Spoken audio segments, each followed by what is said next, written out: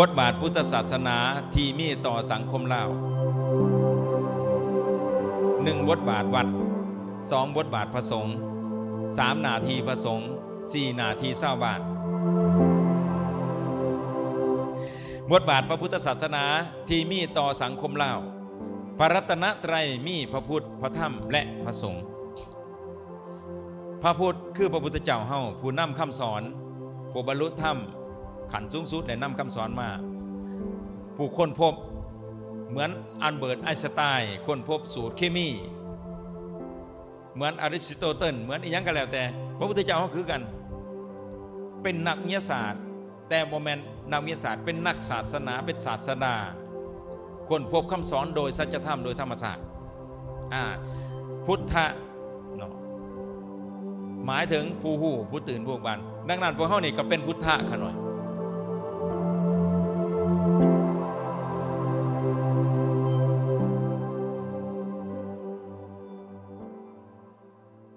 พุทธะผู้หู้ผู้ตื่นผู้บอกบานธรรมะคือคำสั่งสอนของพระพุทธเจ้าพระสงฆ์เป็นไผ่พระสงฆ์เป็นลูกชาวบ้านแน่นอนพระสงฆ์เกิดลูกเองบ่ได้จะให้แม่ขาวเกิดก็บ่ได้พิษบางใหญ่เลยแหละต้องเอาลูกชาวบ้านมาบวชอาจารย์คำหลาไปอยากได้ลูกปานใดก็ได้บ่ได้แหละต้องไปเอาลูกชาวบ้านมาเป็นลูกตัวเองแหละแม่นตัวเพราะฉะนั้นพระสงฆ์นี่เกิดจากคำว่าลูกชาวบ้านพระสงฆ์เป็นซุ่มซ่อนที่เกิดศรัทธานี่แหละพวกเฮานี่แหละนี่ซุ่มซ่อนเกิดศรัทธาคันบ่ศรัทธาบ่บวชคันบ่ศรัทธาบ่มาอุปถัมภ์ศรัทธาแปลว่าความเหลื่อมใสความศรัทธาแปลว่าความเสื่อปาสาทะความเหลื่อมใสพระสงฆ์เป็นหนึ่งในองค์ประกอบพระรัตนตรัยพระสงฆ์เป็นสถาบันหนึ่งคือองค์การพุทธศาสนาสัมพันธ์แห่งสปปลาวเห็นบ่เป็นพระสงฆ์ไหนเนี่ยบ่เป็นพระพุทธเจ้าพระสงฆ์พระสงฆ์เป็นองค์ประกอบหนึ่งในพระรัตนตรัยพระสงฆ์เป็นสถาบันหนึ่งอยู่ในประเทศนี่เป็นสถาบันหนึ่งไม่ออกพ่อเพราะฉะนั้นนายบ้านแม่นเป็นผู้อุปถัมภ์ใหญ่ที่สุดแหละเป็นผู้ดูแลวัดว่าศาสนาอยู่ในหลักธรรมอปริหานิยธรรม7เนี่ยการนำอุปถัมภ์สมณะ4ภาคอยู่ใน1ใน7ข้อเห็นมั้ยเพราะฉะนั้นสถาบันหนึ่งตั้งแต่องค์การศูนย์กลางองค์การพุทธศาสนาสัมพันธ์แห่งสปปลาวองค์การพุทธศาสนาสัมพันธ์ลาวแข็งนครหลวงองค์การพุทธศาสนาสัมพันธ์ลาวเมืองจนฮอดขันวัดนี่คือสถาบันสงฆ์พระสงฆ์มีหน้าที่ยังแน่หน้าที่พระสงฆ์ศึกษาหำเฮียนเห็นปะหน้าที่ประกอบการช่วยเหลือแก้ไขปัญหาสังคมนี่พระอาจารย์ยศิวาได้ขน่อยเคยลงเมตตาธรรมนี่เคยไปสอนเรื่องโรคเอดส์ถือโจมตีเขาเข้าใจว่าอันเขาว่าพระเมตตาธรรมมายังมาอบรมให้แก่ผู้ที่เสื่อโรคเอดส์สิไปจับโรคเอดส์สันบอกเพิ่นว่าแนวสกปรกผู้เฒ่าได้เว้ามันบ่แม่นพระนี่เอาธรรมะไปสอนตอนนั้นออกต้นโยมหูบ่พระอาจารย์หูบ่โรคเอดส์มันเข้ามาสู่ลาวทวีนี่คนลาวรังเกียจกันไล่กันไปอยู่เถียงไห้เถียงหน้าพุ่นไอ้ผู้ใดติดเองเห็นบ่เกิดการจำแนกรังเกียจผิดหลักธรรมแล้วตัวนี้และคนติดเอดส์ย้อนผิดหลักธรรมโดยเฉพาะศีล5ข้อ3เห็นบ่ธรรมะอีแล้วแม่นว่านี่คนติดเชื้อโรคเอดส์แล้วจิตใจอ่อนแอค่อนแค้นต้องเฮ็ดหยังต้องไปพาเขานั่งสมาธิเสริมสร้างสติปัญญาให้เขาตั้งสติได้เขาก็มีมโนธรรมบ่เก็บโกรธเก็บเขียดเก็บแค้นนี่แหละคือพระสงฆ์บ่แม่นว่าสิไปคั่วไปฉีดยาคือท่านหมอบ่แม่นไปเทศน์ทำไมก็ฟังเห็นบ่แก้ไขปัญหาสังคมกันหน่อยซุ่มซ่อนรังเกียจกันก็ไปแก้ไขปัญหาให้คนฮักกันใส่รักพรหมวิหาร4เมตตากรุณามุทิตาอุเบกขา1อริยสงฆ์อธิบายก่อนอริยะแปลว่าประเสริฐสงฆ์ผู้ประเสริฐหมายถึงสงฆ์ที่ถึงธรรมแล้วครูบาอาจารย์ผู้รักผู้ใหญ่ที่2สมมุติสงฆ์ตัวนี้เริ่มต้นเป็นสงฆ์คู่มือนี่ขสันเพิ่นใจจังได๋ก็หน่อยพระอาจารย์เพิ่นบวช สังฆสมุดตัวทานิหรือซื้อนาคะคันมีสายหญ้ากับใส่สายหญ้าเห็นบ่สมมุติเป็นบ่สมมุติเด้น่ะ สมมุติก่อนค่ะหน่อยแล้วก็มาฝึกเอาเด็กก็กลายเป็นอริยสงฆ์สิเป็นอริยสงฆ์ไหนก็เริ่มต้นจากโสดาบันสกิทาคามีอนาคามีอรหันต์เห็นบ่อรหันต์นี่ล่องจากพระพุทธเจ้าเลยเห็นบ่สมมุติได้กันหน่อยโมเมนต์บวชด้วยเอหิภิกขุอุปสัมปทาได้บทบาทวัดหนึ่งเป็นสถานศึกษาหำเฮียนได้เฮียนคู่มือนี่แม้แต่ว่ากระทรวงศึกษาเอาไปสอนเป็นบ่แต่ก็ยังมีบ่อนเฮียนคือเก่ายังได้เฮียนคือเก่าไม่ออกมาจำศีล8ไม่ออกมาฟังเทศนี่เด็ดมาเฮียนได้นี่นะมาเฮียนได้นี่นะแม่นตัวเขาหน่อยหรือว่ามาอีหยังนี่นะมานั่งหายใจซื่อๆบ่หรือว่ามาแน่บังหน้าผู้เทศแล้วก็ยิ้มใส่กันยิ้มไปยิ้มมาอยู่นั่นผู้เมื่อยยิ้มก็เงานอนบ่แม่นมาเฮียนได้นี่เขาหน่อยมาเฮียนได้นี่สองเป็นสถานสงเคราะห์เห็นบ่เดี๋ยวนี้อาจัวอยู่น้ำขน่อยนะบวชเน้นบางแล้วเนี่ยอาจัวอยู่น้ำขน่อย16 คนบ่ศิกและผู้มานี่ส่วนใหญ่พ่อแม่ครอบครัวค่อนข้างจะบ่สมบูรณ์เลยบางเทื่อก็มาแต่เขตชนบทมาแต่เหนือมาแต่ใต้พระสงฆ์ก็ต้องสงเคราะห์ขน่อยเชื่อว่าพระอาจารย์คำหลาพระอาจารย์สนองมีพระสงฆ์ลูกเน้นมาอยู่นำอาศัยไปเพิ่งบอกเปิดเผยขน่อยบ่ปิดบังสิว่าไม่ออกฟังเด้อขน่อยขออนุญาตพอออกไม่ออกเอาลูกมาบวชหั่นน่ะพอออกตัดค่าใช้จ่ายไปหลายเติมจริง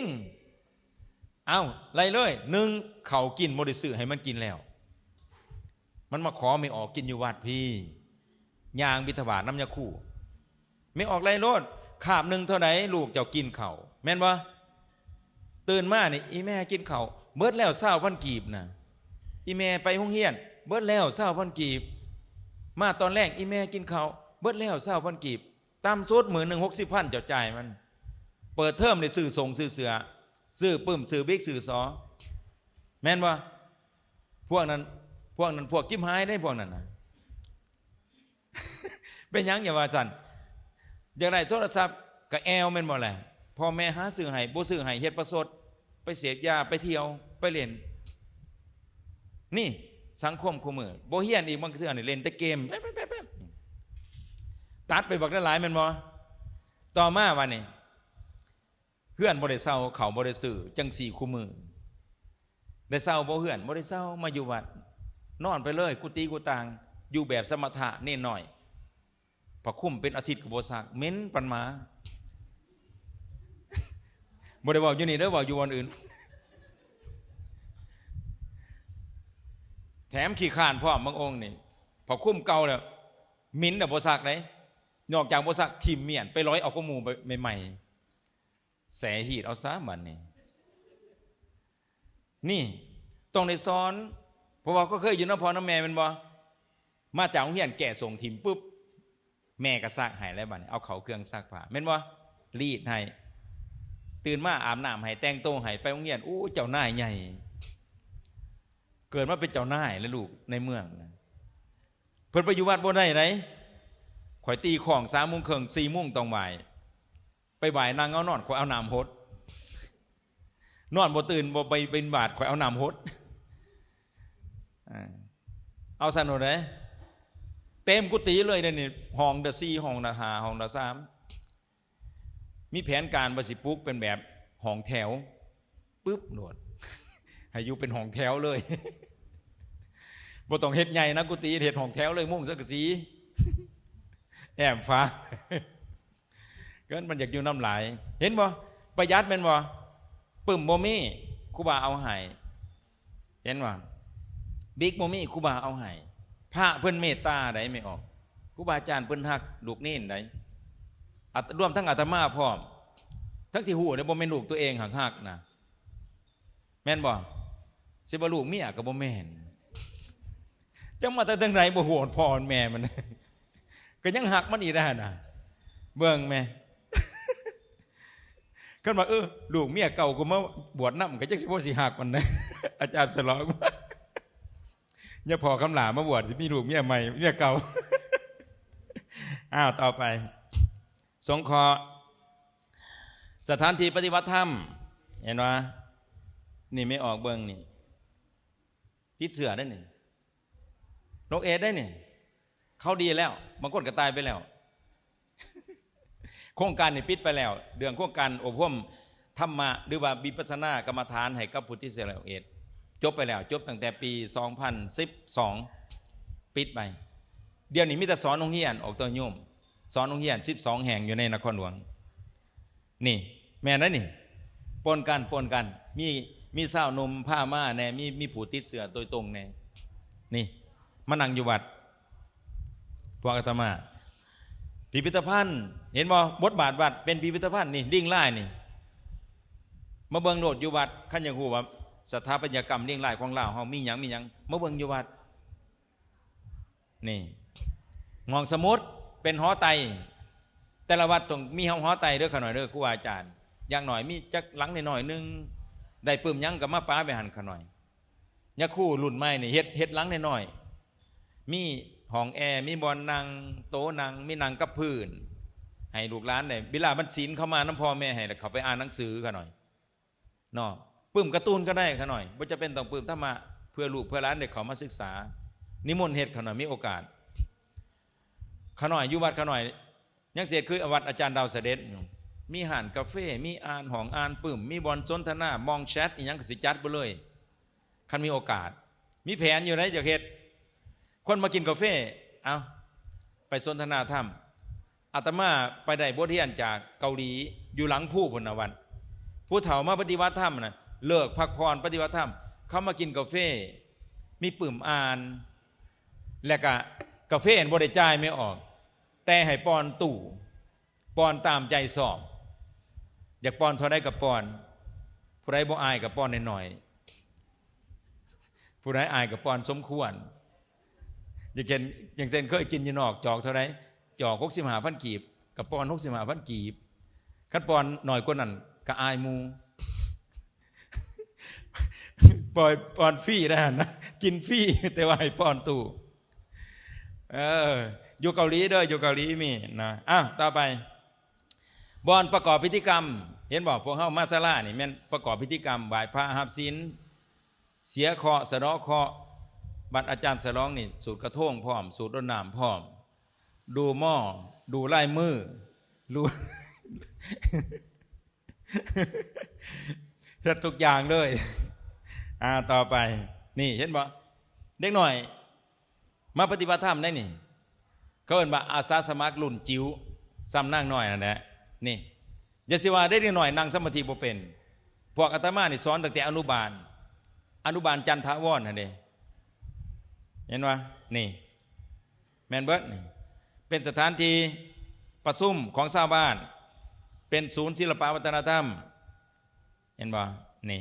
การกราบการไหว้เป็นข้างพัสดุเครื่องใส่ของซอยเดี๋ยวนี้บ่ค่อยมายืมวัดเนาะมีแต่ไปเซาแม่นบ่แต่ก่อนมายืมวัดอาตมายังมีผู้ยืมไหน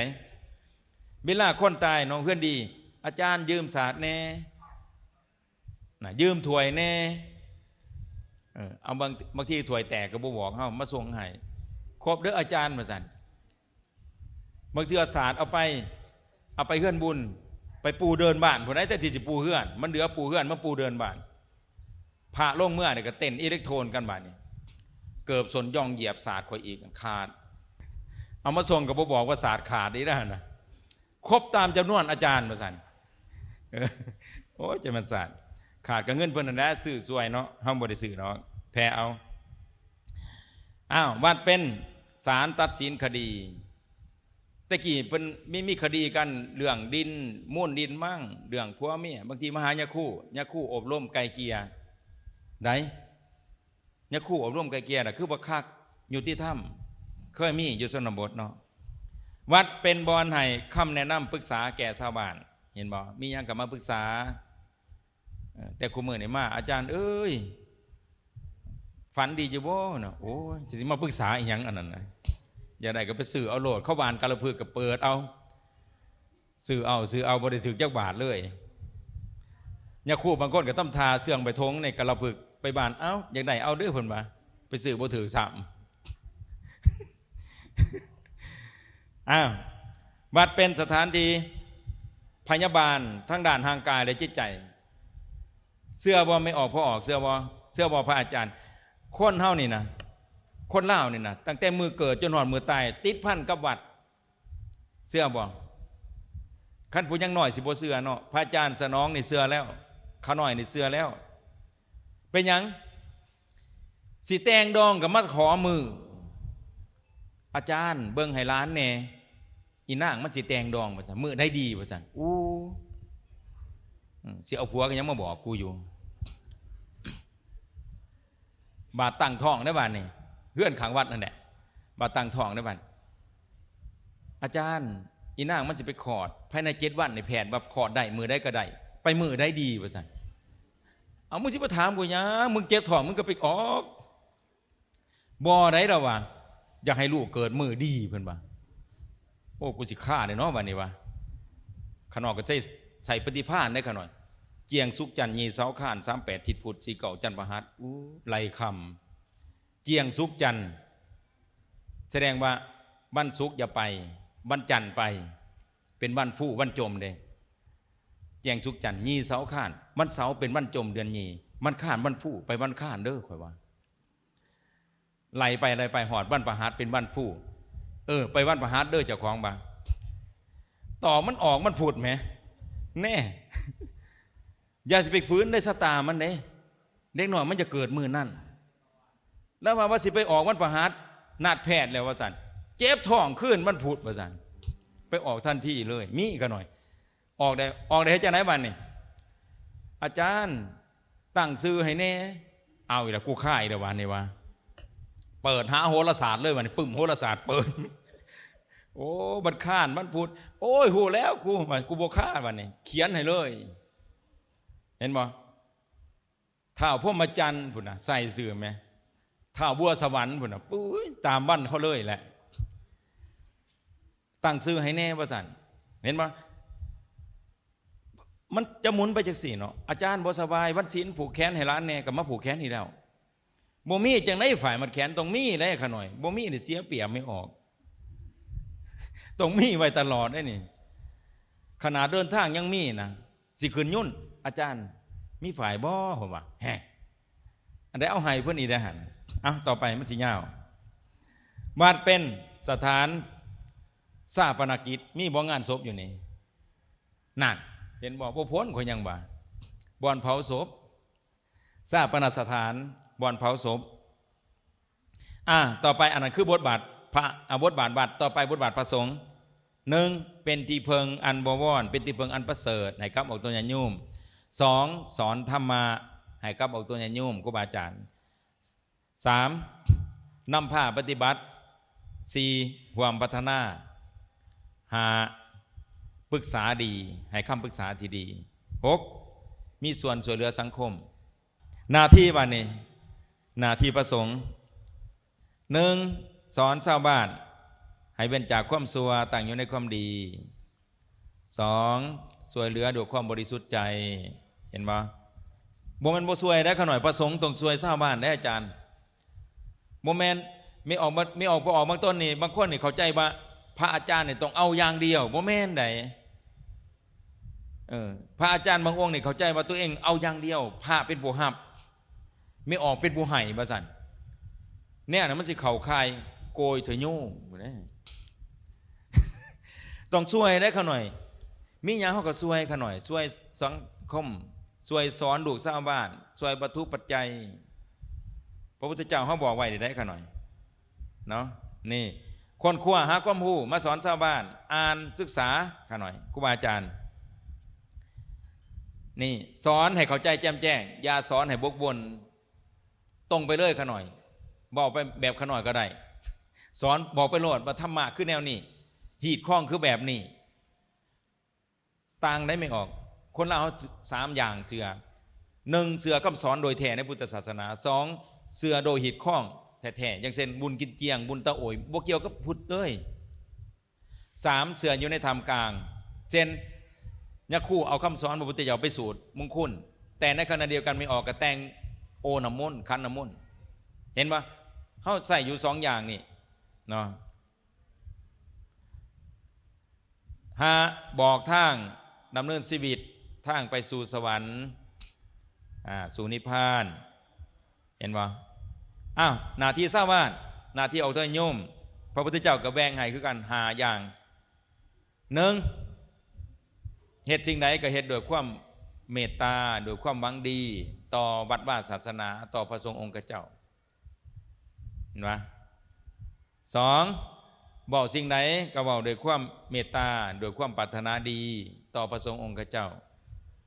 บางเทื่อเนี่ยแม่เฮาทั้งหลายดึงวัดหลายมาเห็นขี่แมวอยู่แจวัดมาเห็นขี่ม้าอยู่แจวัดเห็นขี่แมวอยู่แจศาลาบักจัวน้อยมาปัดแม่โอ้บักจัวน้อยประสันเพิ่นอยากหายแห้งเคยมีอาตมาเคยไปจั่วเนาะมาอยู่สะพานทองมีแม่ผู้หนึ่งเราเสียแล้วเราเป็นย่าแม่เนาะแล้วก็คำวัดพ่อเพิ่นนั่นซื้อดินพ่อเพิ่นนั่นเอาดินวัดเอาดินเพิ่นนั่นดินหน้าดินโรงหั่นน่ะเฮ็ดวัดหั่นน่ะเพิ่นก็เลยอุปถัมภ์ต่อกันเลยละมาเราโจมได้ขน่อยโอ้ยเนาะจะมันสาดได้จั่วเนี่ยก็ได้ศาลากะหกเดินวัดก็บ่กวาดคู่มือบาดเราป่วยครูบาจั่วว่าจังไดสาธุมีแห้งหูจั่วครูบาคอยเว้าสาธุมีแห้งหูบาดนี้เพิ่นว่าละมาบ่ได้ว่าซั่นโอ้ยแต่ที่เสียใจเราเนาะเอา